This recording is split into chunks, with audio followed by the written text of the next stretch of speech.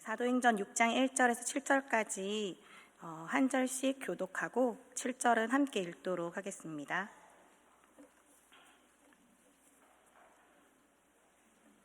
제가 먼저 봉독하겠습니다. 그때 제자가 더 많아졌는데 헬라파 유대인들이 자기의 과부들이 매일의 구제에 빠짐으로 히브리파 사람을 원망하니 12사도와 모든 제자를 불러 이르되 우리가 하나님의 말씀을 제쳐놓고 적들을 쌓는 것이 마땅하지 아니하니 형제들아 너희 가운데서 성령과 지혜가 충만하여 칭찬받는 사람 7을 택하라. 우리가 이 일을 그들에게 맡기고 우리는 오로지 기도하는 일과 말씀 사역에 있으리라 하니 온 무리가 이 말을 기뻐하여 믿음과 성령이 충만한 사람 스데반과 또 빌립과 브로고로와 니가노르와 디몬과 바메나와 유대교에 입교했던 안디옥 사람 니고라를 택하여 사도들 앞에 세우니 사도들이 기도하고 그들에게 안수하니라. 다 같이 봉독하겠습니다. 하나님의 말씀이 점점 왕성하여 예루살렘에 있는 제자의 수가 더 심히 많아지고 허다한 제사장의 무리도 이 도에 복종하니라. 아멘. 할렐루야. 만나서 반갑습니다. 우리 먼저 기도하고 잠깐 인사드리도록 하겠습니다. 사랑과 은혜가 풍성하신 만군의 여호와 하나님 아버지 감사합니다. 귀한 시간, 귀한 자리에 불러주시고 하나님의 말씀을 함께 나눔으로 귀한 은혜를 누리게 하시니 감사합니다. 하나님, 이 시간 주님의 말씀을 서로 나눕니다. 전하는 자나 듣는 자나 다 은혜 받고 주신 사명 잘 감당하고 말씀대로 살아갈 수 있도록, 그래야 우리를 통해서 하나님의 영광을 드러낼 수 있도록 주님 역사하여 주시옵소서. 예수님의 이름으로 기도합니다. 아멘.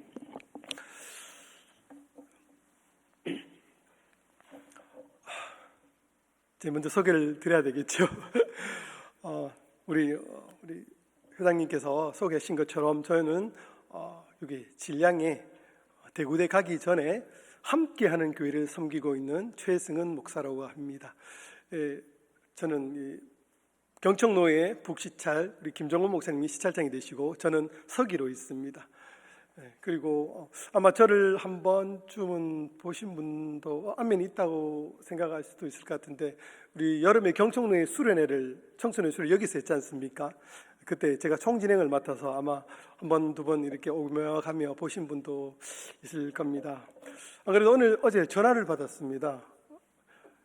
담임 목사님이 다른 교회 부흥회로 가신다고 저거 혼자 있다고, 그래서 조금 당황을 했는데 그래도 성도님께서 잘 반기 주셔서 담대하게 전할 수 있을 것 같습니다. 저희 교회는요, 저는 파송을 받았습니다. 예전에는 청도 중앙교회 부교육자로 3년 반을 섬기다가 경산에 거기 예전에 삼성전자 서비스 뒤편에 가면 성광교회 조수모 목사님 섬기고 계시는 그 교회에서 제가 파송을 받아서 지금 함께하는 교회로 오게 되었습니다. 다음 달이면 이제 3주년이 됩니다. 벌써 시간이 너무 빠르더라고요. 그래서 저희 교회는 현재 세 가정과 초등부가 감사하게도 있습니다. 7명이 이렇게 있습니다. 그래서 오며 가며 혹시 생각나실 때마다 저희 교회에서 기도해 주시면 너무나 감사하겠습니다. 네, 말씀을 전하도록 하겠습니다. 오늘 우리가 함께 나눌 말씀은 너무나도 잘 알고 있는 말씀이세요. 아마 저보다 신앙생활 더 오래 하신 분들은 저보다 더 많이 이 본문을 들었을 것입니다. 이런 상황에 어떤 목사님께서 이런 말씀을 하셨어요. 뻔하게 다 아는 말씀을 뻔뻔하게 전하는 자가 목사다. 동의하시지요? 네, 저도 100% 동의됩니다. 그래서 저도 처음 전하는 것처럼 전하겠습니다. 처음 듣는 것처럼 들어주시면 큰 은혜가 되지 않나 그런 생각이 듭니다. 특별히 사도행전 6장은 우리가 말씀을 많이 나누고 또 참 손꼽히는 그런 본문이 아닌가 생각이 됩니다. 가끔 이런 말씀을 하세요. 들어보신 분도 계실 겁니다. 초대교회로 돌아가자. 초대교회로 돌아가자. 저 역시 한편으로 초대교회로 돌아가는 것을 소망합니다. 그 모습을 소망합니다. 그럼 이렇게 한번 여쭤보고 싶습니다. 왜 초대교회로 돌아가고 싶어 하십니까? 무슨 이유가 있을 거 아닙니까? 그렇죠? 아무 이유 없이 그때로 돌아가잖아. 그렇게 막연하게 말씀하시는 분들은 없을 것 같아요. 어떤 분명히 이유가 있을 것입니다. 은혜가 충만한 교회에서요, 성령의 역사가 막 나타나서 지금은 안 나타나니까 초대교회로 돌아가고 싶으십니까? 하나님께서 초대교회에 놀라운 은혜를 부어주셨지만 문제도 있었어요. 이 문제 가운데 부어주시는 하나님의 놀라운 은혜를 함께 나누겠습니다. 첫 번째로 문제의 발단이에요. 1, 2절을 보시면요, 특별히 1절에 그때의 제자들이 많아졌다라고 성경은 기록합니다. 그때는 언제일까요? 바로 앞장에 보시면 돼요. 42절, 42절을 보시겠습니다. 제가 읽겠습니다. 사도들이 예수 그리스도의 복음을 전하다가 능력을 받았죠. 낙심하고 좌절하는 것이 아니라 오히려 어떻게 해요? 그것에 합당한 자로 여김을 받은 것을 기뻐하고, 사도들은 날마다 성전이든지 집에 있든지 예수가 그리스도라고 가르치기와 전도하기를 그치지 아니하였을 때, 그때 당시 사도들의 복음 전거로 많은 사람들이 주님께로 돌아왔습니다. 그런데 그때 어떤 문제가 생겼습니까? 우리가 다 아시는 본문이죠. 헬라파 유대인의 과부들이 매일 구제를 받고 있었는데 거기서 누락이 된 거예요. 도움을 받아야 하는 상황에서 받지 못하니 이 히브리파 유대인을 원망하기 시작한 것입니다. 우리가 사람을 원망하면 우리의 모습에서 어떤 게 나타나죠? 대놓고 그 사람 앞에 찾아가서 네 때문에 얼마나 상처받았는 줄 아니? 이렇게 MBTI T는 그렇게 말씀하실 수 있을 것 같은데 대부분 뒤에서 수근수근 속닥속닥거립니다. 그래서 이 원망하다는 원문의 의미가 뒤에서 수근수근거리다, 속닥속닥거리다는 의미를 가지고 있어요. 다 아시듯이 교회는요, 어떤 큰 문제만이 아니라 사소한 것에 조심해야 돼요. 그렇지 않습니까? 에이, 그것 가지고 그래. 본인의 일이 아니라고 그렇게 말할 수 있지만 피해를 입은 당사자에서는 얼마나 큰 상처가 될지 모릅니다. 한편으로 가장 가까운 사람들이 또 뭐라 그럽니까? 에이, 나는 괜찮은데. 그 말을 안 하면 더 좋겠는데. 또 이야기를 꺼내요. 나는 괜찮은데 라고 하면서 합리화시키면서 속에 있는 마음을 다 꺼내지요. 왜? 내 마음을 좀 알아줬으면 좋겠고 내 마음이랑 네 마음이 좀 같았으면 좋겠다는 거예요. 내 좀 이해해달라는 거죠. 그래서 듣고 어떻게 합니까? 또 맞장구를 쳐줘요. 그렇지. 내 마음이 네 마음이 다 똑같다. 그러면 어떻게 될까요? 좋게 시너지가, 그런 효과가 일어날까요? 아닙니다. 나눠지고 갈라지고 분열돼요. 꼭 이것이 그거다고 말할 수는 없지만 우리 고린도전서 3장에 가면 파가 생기죠. 당이 생깁니다. 나는 아볼로파, 그리스도파 나눠지는 거예요. 이는 대수로운 문제가 아닙니다. 결국 무엇이죠? 교회가 찢어지고 있는 거예요. 교회가 분열되고 있는 거예요. 이에 성경은 이렇게 말합니다. 우리가 너무나 잘 아시는 말씀입니다. 성령이 하나 되게 하신 것을 힘써 지키라. 우리는 하나가 되었어요. 예수 그리스도의 몸입니다. 많은 지체로 이루어져 있지만 어떤 사람은 팔이고 다리고 눈이고 귀로 되어 있지만 하나예요. 예수 그리스도와 연합이 되었어요. 그런데 그런 문제 하나로 교회를 분열시키고 찢는 거예요. 교회는 성령이 하나 된 것을 힘써 지키는데 힘을 써야 합니다. 당시 매일 구제를 받는 숫자들은 엄청났을 거예요. 당시 오늘 본문의 큰 주제가 뭡니까? 어떤 일로 지금 사람들이 이런 누락되고 사람이 모였습니까? 예루살렘에 오순절을 지키기 위해서 사람들이 모였지 않습니까? 이스라엘의 3대 절기. 어마어마한 숫자들이 모였을 겁니다. 본토에 사는 유대인들, 그리고 우리가 잘 아는 그 디아스포라 유대인들, 그 또 자녀들, 1.5세대들, 2세대들 막 지금 엄청난 숫자가 예루살렘에 모였어요. 그런데 그때 어떤 일이 일어났습니까? 사도행전 2장이죠. 성령님께서 강림하셨어요. 성령님께서 강림하셨어요. 베드로의 설교로 3,000명, 5,000명이 회개하고 주님 앞으로 돌아왔어요.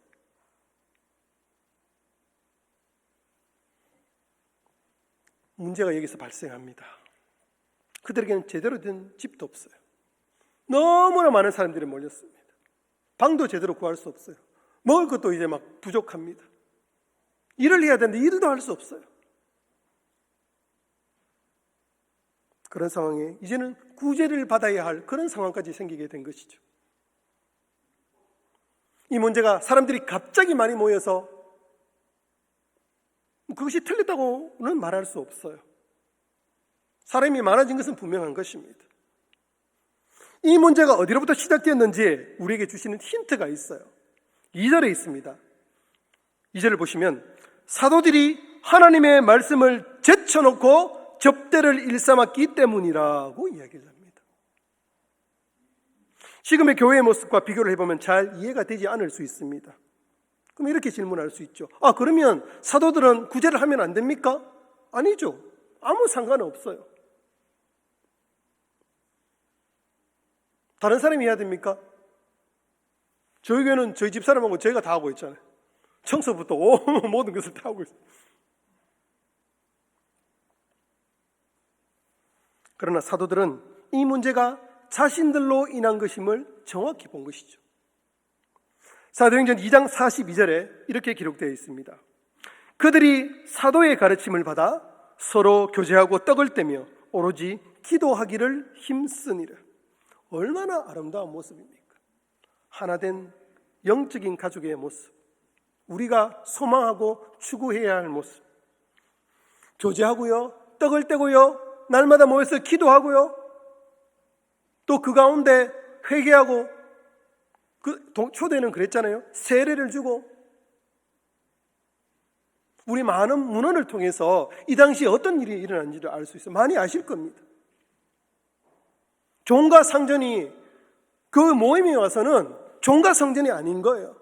하나의 형제가 된 거예요. 종들은 그 모임에 가장 늦게 오죠. 왜? 종이니까. 주인이 먼저 보내고 종이 마지막에 옵니다. 그러면 어떻게 했죠? 음식 차려놓고 성찬하는데 다 먹었습니까? 아니에요. 종이 올 때까지 기다려주는 거예요. 자기 음식을 남겨줍니다. 이 아름다운 모습들이 초대교회에 있었어요.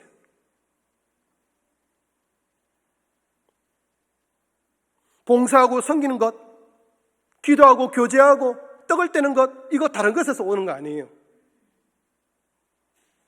이 모든 것은 하나님의 말씀을 배우고 알므로 나타나는 성령의 역사인 것입니다.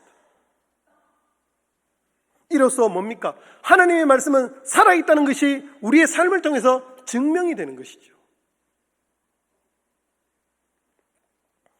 우리가 사실 초대교회로 돌아가자 하는 그 외치는 모습은 바로 이런 모습을 소망하고 있기 때문이 아닙니까? 뭐 다른 이유 있습니까?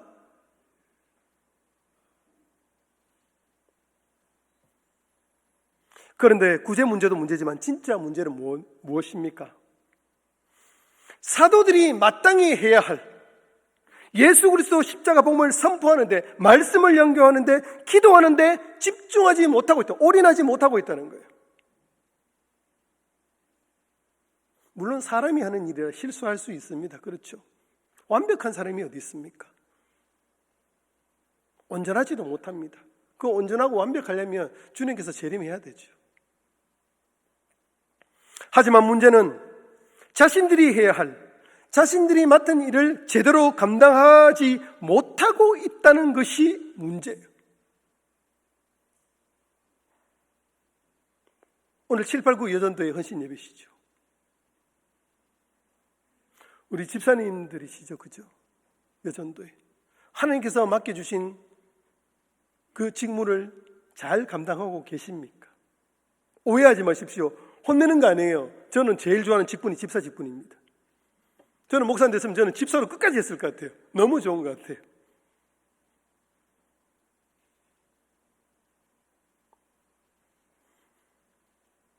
다시 2절로 돌아가서 하나님의 말씀을 제쳐놓고 접대를 일삼는 것이 마땅하지 않다. 교회면 문제가 생기지 않습니까? 예수 믿었는데 뭐가 문제가 팍팍팍팍 진행이 되던가요? 암 걸린 사람이 막 낫고 교회 온데 막 그런 일이 일어나던가요? 예, 그런 일이 일어날 수도 있습니다. 그런데 대부분 그런 일이 없어요. 아무 변화가 없어요. 근데 변화가 되는 게 딱 하나가 있어요. 뭘까요? 내 삶이 변하는 거예요. 그렇죠? 내 삶이 변하지. 암이 뭐 낫고 과하지만은 죽은 사람이 일어나고 그런 거 없어요. 평범합니다. 우리의 삶이 바뀝니다. 우리의 삶이 바뀌어요. 마귀의 종으로 살아가다가 로마서 6장에 나와 있잖아요. 마귀의 종으로 살아가다가 이제는 예수 그리스도의 종으로 바뀌었어요. 내 주인이 다른 거예요. 그러니 우리가 무엇을 해야 하는지, 무엇을 따라야 하는지 갈라지는 거예요.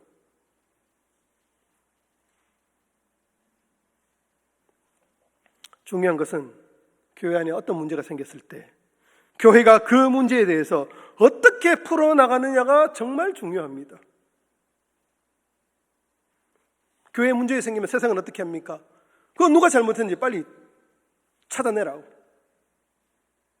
그리고 감봉을 하든지 뭐 벌을 주든지.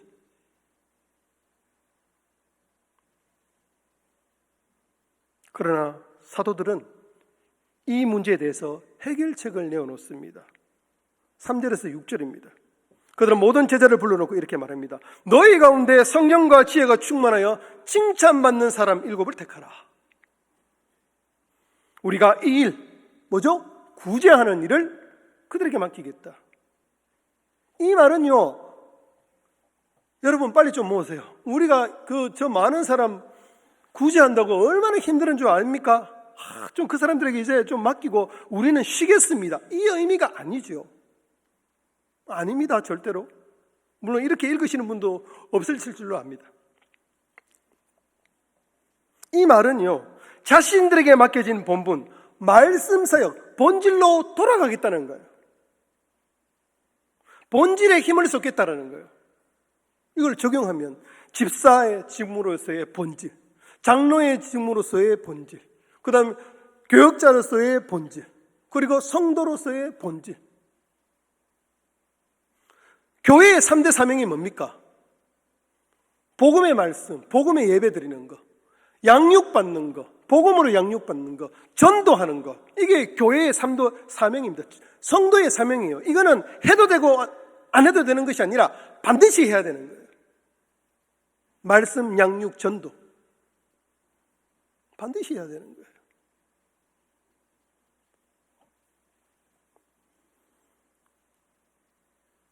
그러면서 구제할 사람을 뽑을 때 기준을 알려줍니다. 이 기준은요, 교회의 일꾼을 뽑는데 중요한 기준이 돼요. 첫 번째로 성령이 충만한 사람입니다. 예, 여기 다 우리 성령이 충만하신 분들이에요. 그런데 가끔 오해하시는 분들이 있습니다. 성령이 충만하다는 것에 성령이 충만하면 뭐 슈퍼맨이 되는 줄 아십니다. 성령님은요, 삼위 하나님이십니다.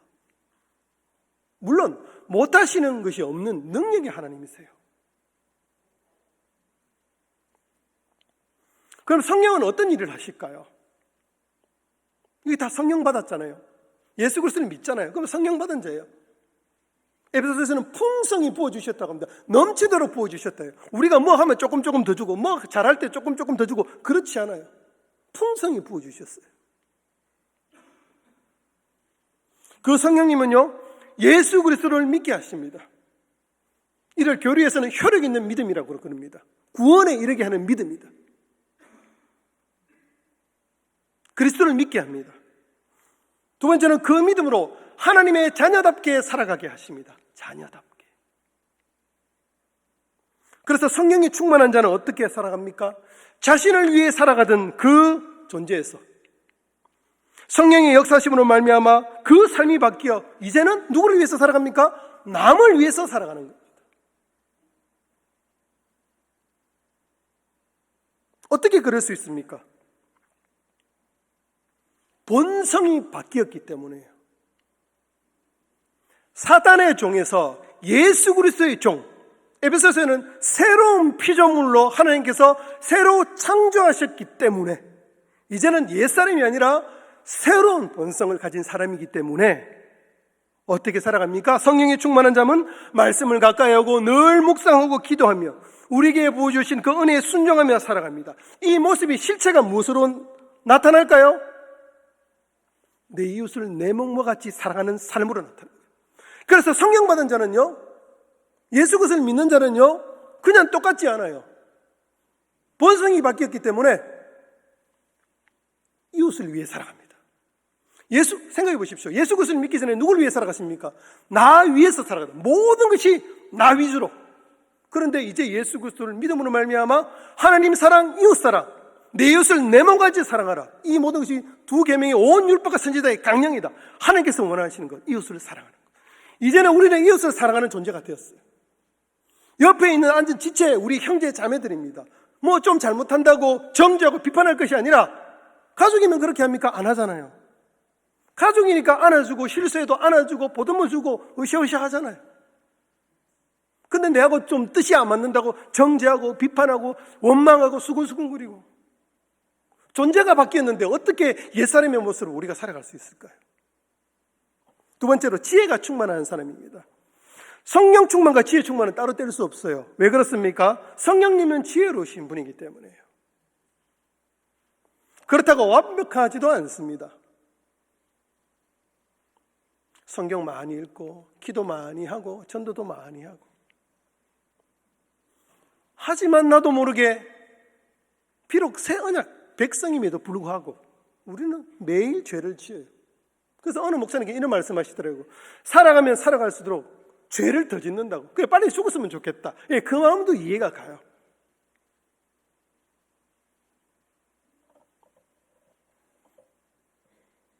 신앙생활 열심히 하지만 상처를 주기도 합니다. 실수하기도 합니다. 그래서 우리는 어떤 자입니까? 연약한 자, 지혜가 부족한 자예요. 그래서 성도는 지혜를 구해야 합니다. 야고보서 1장 5절입니다. 너희 중에 누구든지 지혜가 부족하거든 모든 사람에게 후히 주시고 꾸짖지 아니하시는 누구에게 구하라고요? 하나님께 구하여야 할 것이다. 그 지혜가 우리가 소망해야 될 지혜다. 세 번째로 칭찬받는 사람입니다. 칭찬이란 말은 좋잖아요. 아이고 우리가 누구에게 칭찬받으면 참 기분이 좋습니다. 그런데 이 본문에 나오는 칭찬이라는 단어는요, 증언하다, 증거하다라는 뜻을 가지고 있어요. 이 뜻을 가지고 한번 대입을 해보십시오. 어떻게 될까요? 예수 그리스도 십자가 복음을 듣고 믿어 자신의 삶을 통해 예수 그리스도를 증언하는 사람을 세우라는 거예요. 교회에 오래 다녔다고 뭐 아무나 뭐가 아니라 예수 그리스도를 믿는지, 자기 입으로 고백하는지, 자기의 삶으로 예수 그리스도를 증언하는지 보라는 거예요.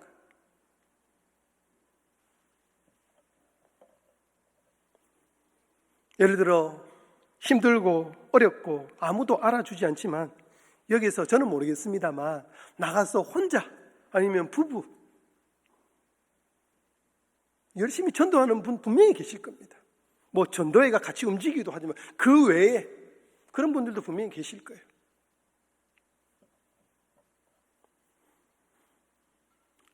행여나 그 일을 통해서요 세상 사람들에게 손가락 받을 수도 있습니다. 또 교회 안에서는요 이런 일도 있어요. 자기들만 잘났나? 그거 뭐라고 우리 전도회 같이 나가면 되지 왜 또 따로 나가는데 복 받으려고 하나? 뭐 이렇게 말씀은 안 하시겠지만 제가 이렇게 말씀드리는 거는 제가 섬기던 예전의 교회에 이런 일들이 있었기 때문에 말씀을 드리는 거예요. 정말 그분들은 섬기기 위해서 하나님의 사랑한 마음으로 섬겼는데 뒤에서 수근수근 하는 거예요. 그것 때문에 교회가 분열되는 거예요. 얼마나 마음 아팠는지 모릅니다. 그분들이 다른 교회로 떠나셨어요.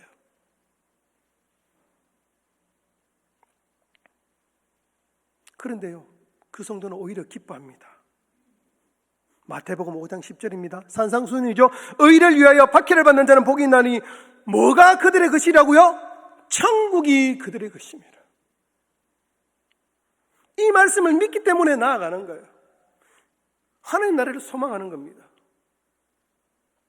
하나님은 그 성도를 보고 기뻐하실 거예요. 칭찬하실 것입니다. 교회도 그 성도를 칭찬해야 합니다. 이런 일은요, 누가 시켜서 하는 게 아니에요. 성령 하나님께서 역사하시는 거예요.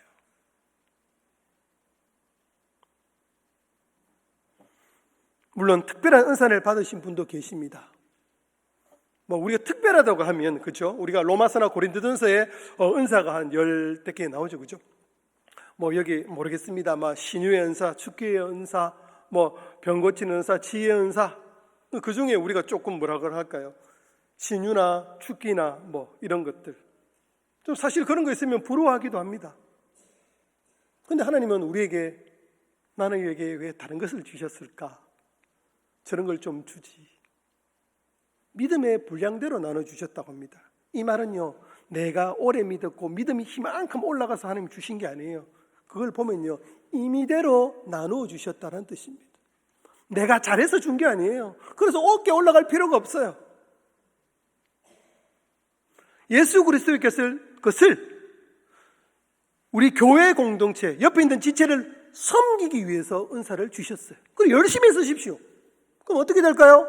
금생에서 30배, 60배, 100배가 열릴 수밖에 없어요. 왜?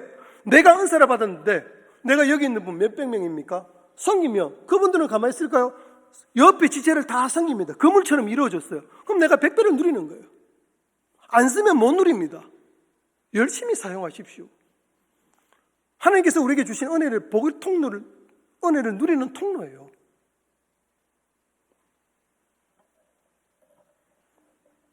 우리가 그런 은사를 받을 때 어떻게 될까요? 감사하구나. 나 같은 자에게 이런 은혜를 주시다니.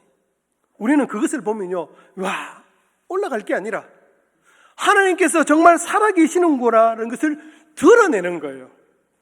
그래서 내가 하는 게 아니라는 거예요. 하나님께서 우리에게 은사를 주셨고 그걸 통해서 하나님께서 살아계시는 것을 우리에게 보여주는 거예요. 사도들은요, 세상의 기준으로 이 7명의 일꾼을 뽑지 않았어요. 그렇게 세상의 기준으로 뽑아서도 안 됩니다. 왜냐하면요, 교회는 주님의 몸이기 때문이에요. 주님께서 일하는 곳이기 때문에 주님의 방법으로 해야 하는 것이 맞는 것이죠. 그렇다면 사도들은 무엇을 하겠다 합니까? 4절에 오로지 기도하는 일과 말씀 사역에 힘쓰겠다. 여기 우리는 눈여겨봐야 할 단어가 있습니다. 1절에 구절하는 단어와 4절에 사역이라는 이 단어예요. 우리는 번역이 이렇게 번역이 되어 있습니다만 똑같은 헬라어로 디아코니아, 똑같은 단어입니다. 번역은 이렇게 놨어요. 그 밑에 오른쪽에 쭉 각 줄을 보실까요? 구제를 봉사, 말씀 사역도 말씀의 봉사라고 되어 있죠. 다 섬기는 일이에요.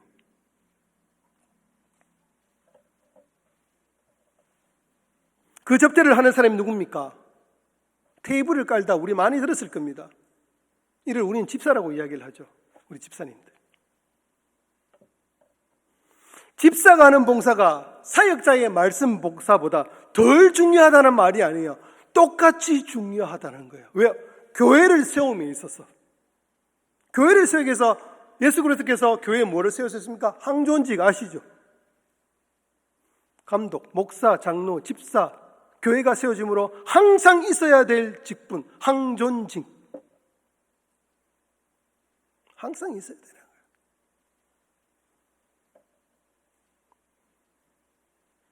오늘 7, 8, 9 예전대 헌신 예배로 드립니다. 더 나아가 여기 계신 모든 성도님께서는 자신이 어떤 직분을 받았든지 상관없이 정말 귀한 직분, 하나님께서 우리 성도님들에게 한 사람 한 사람 다 직분을 주셨다는 것을 꼭 기억했으면 좋겠어요. 제가 왜 집사 직분을 좋아한다는 건 뒤에서 제가 말씀을 드리겠습니다. 마지막으로 세 번째, 결과입니다. 7절. 첫 번째로 세 가지가 나타나죠. 하나님의 말씀이 점점 왕성해졌다. 어떻게 이런 일이 일어날 수 있습니까? 사도들이 자신의 위치에 맡겨진 일에 이제 힘썼기 때문에. 4절에 사도들의 결정, 기도하는 것과 말씀 사역에 힘쓰는 것에 온 무리가 기뻐했다고 합니다. 좀 의아하지 않습니까? 아니, 한 사람도 지금 손이 부족한데 뭐 교역자고 뭐 할 것 있으면 다 나와서 일을 해야지. 그런데 온 무리가 사도들이 자신의 일에 집중하는데 기뻐했다고 해요. 우리는 속으로 뭐라 합니까? 좀 바쁜데 좀 도와주지, 앉아서 딴 거 하고.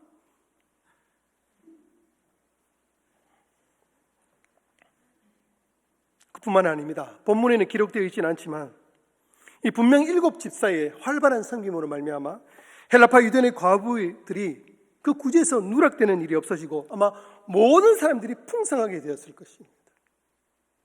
우리가 사도행전 2장 4장을 통해서 알고 있잖아요. 자신의 것을 자신의 것이라 하지 않고 팔아서 필요한 사람에 다 나눠주고 사도들이 그런 일을 했죠. 두 번째로 예루살렘에 있는 제자의 수가 심히 더 많아졌다고 합니다. 우리 표현을 하면 부흥이 된 거죠. 그렇다고 숫자적으로 늘어났다는 의미는 아닙니다. 물론 그것도 많겠지만 부흥의 원인은 어디에 있습니까? 말씀의 왕성함. 자신들의 직분에 제대로 감당할 때. 마지막으로 허다한 제사장의 무리도 예수 그리스도 십자가 복음에 복종하게 되었다. 당시 이 제사장들 얼마나 배타적인 사람들이었습니까? 서기관과 바리새인들, 예수를 전하는 자들 싫어하고 거부하고 고수하고 좀 사라졌으면 좋겠다. 그런 자들이었어요. 그런 자들이 어떻게 됐죠? 예수 그리스도 십자가 복음 앞에 무릎을 꿇은 거예요. 무릎을 꿇었다는 것은 자기의 것을 버렸다는 거예요. 내 것이 틀렸다. 그런 사람들이잖아요. 이 제사장들. 율법주의자도 최고인데 어떻게 그걸 버릴 수 있습니까? 그걸 버리면 자신의 모든 것을 버리는 것인데. 바울 보십시오. 누구보다도 엄친아였잖아요. 다 버리고 어떻게 됐습니까? 그거 가만히 있었으면 떵떵거리고 잘 살았을 텐데, 평안하게 죽었을 텐데. 자기를 죽이려는 사람이 얼마나 많았을까? 도망다니다가. 바울이라는 영화 보셨을 겁니다, 아마. 마지막에 참수되는 그 과정. 저도 참수됐다 할 때 우리는 보통 상황은 그냥 손 뒤로 묶고 이렇게 할 줄 알았는데 지금 거기 가면 저는 가보지는 않았습니다. 가보지는 않았는데 그 사형 틀들이 기둥이 하나 박혀 있더라고요. 그럼 거기에 목을 그냥 올리면 치는 것이죠. 가만히 있었으면 잘 먹고 잘 살 텐데.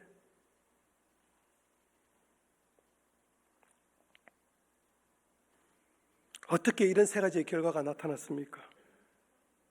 각자에게 주어진 사명을 잘 감당함으로. 목사는 목사대로, 장로는 장로대로, 집사는 집사대로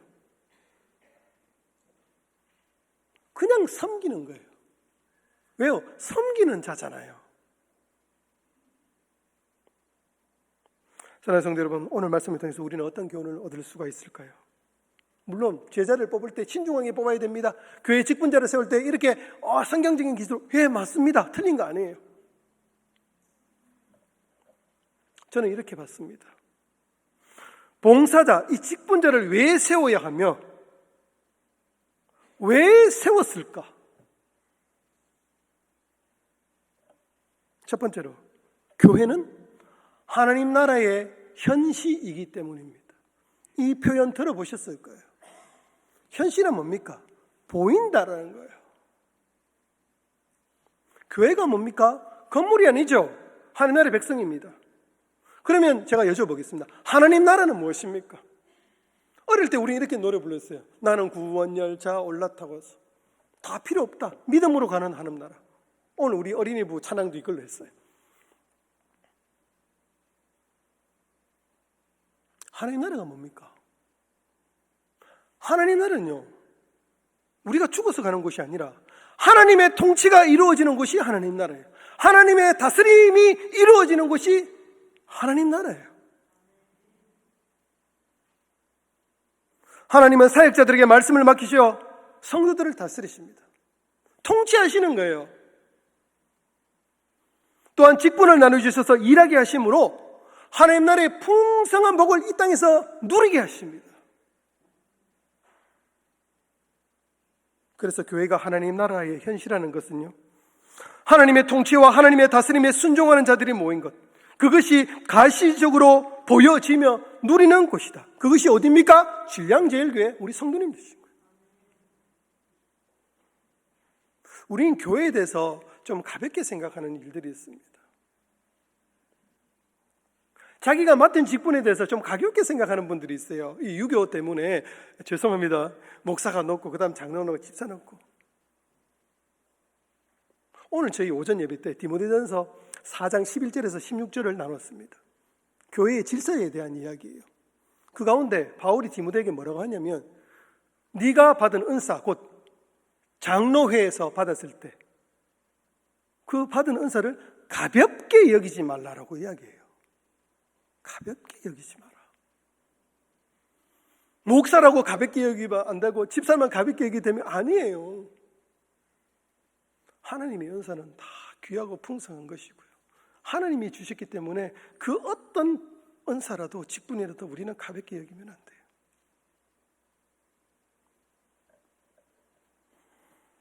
이 사실을 모르면요, 그저 교회를 건물로 생각합니다.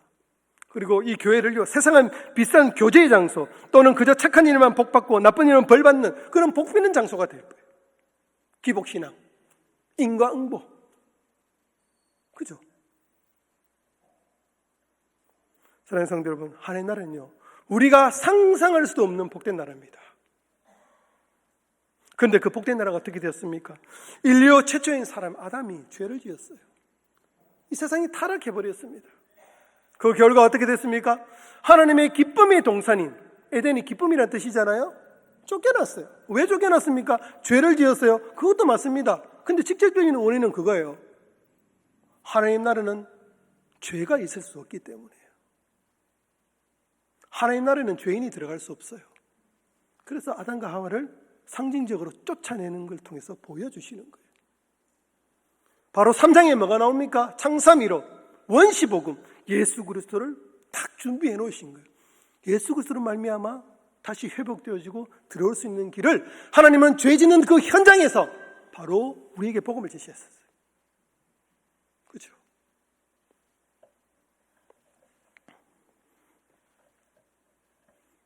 하나님 나라는 거룩한 곳이기 때문에 쫓겨남으로 끝이 아니었습니다. 그들에게는 상상할 수 없는 것들, 남자와 여자와 땅, 뱀 다 저주를 받았어요. 슬픔, 고통, 아픔, 병, 이 모든 것이 그들에게 임했습니다. 우리는 이를 한 단어로 요약할 수 있습니다. 가난입니다. 내가 다 남들보다 덜 가져서 가난 아닙니다. 몇 년 전입니까? 자동차를 소유하고 있으면 전 세계의 16%의 부자 안에 들어간다 하더라고요. 이거 다 부자시죠. 이거 가난한 사람들 없어요. 다 부자십니다.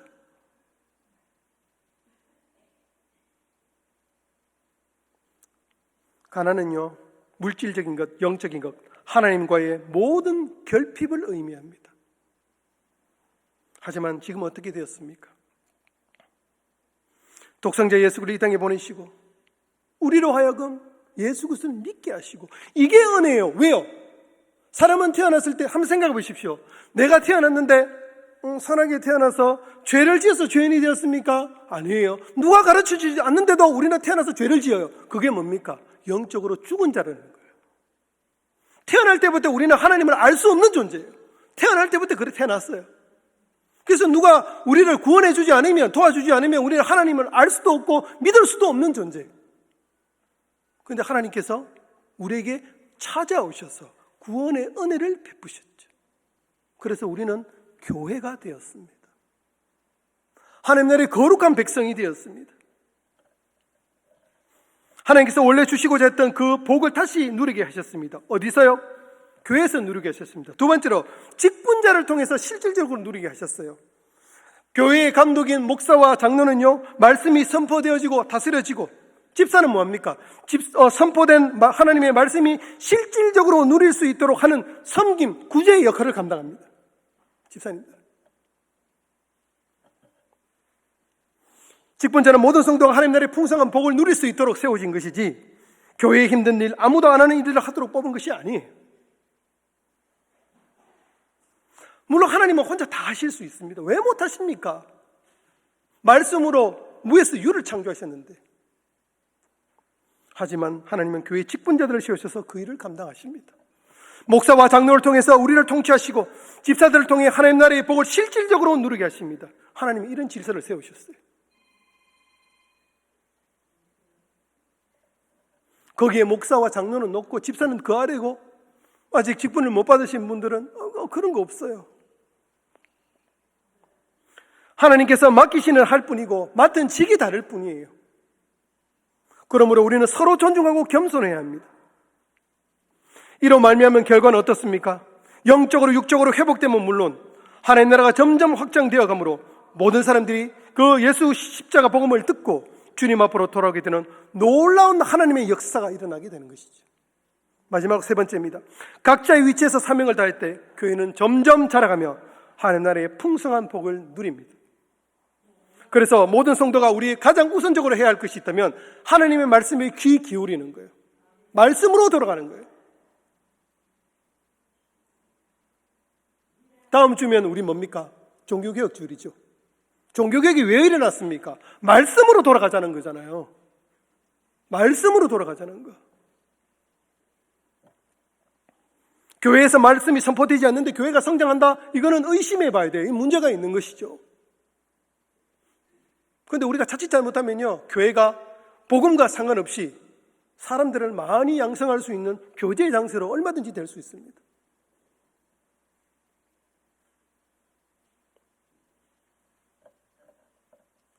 그래서 여러 트렌드 책들 보면요, 지금 신랑제일교회 성도님들 안 그러실 줄 믿습니다. 성도들이 이 교역자를 바라보는 시각이 한번 해봐라, 우리가 한번 봐줄게, 이런 마음을 가진 분들이 많으세요. 헌금은 그래 수고했다,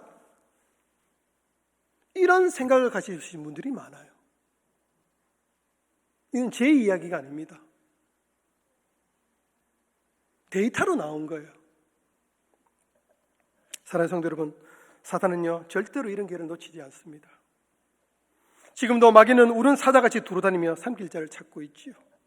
그러므로 모든 성도가 말씀으로 돌아가면 물론 자신에게 맡겨진 자리에서 최선을 다해야 합니다.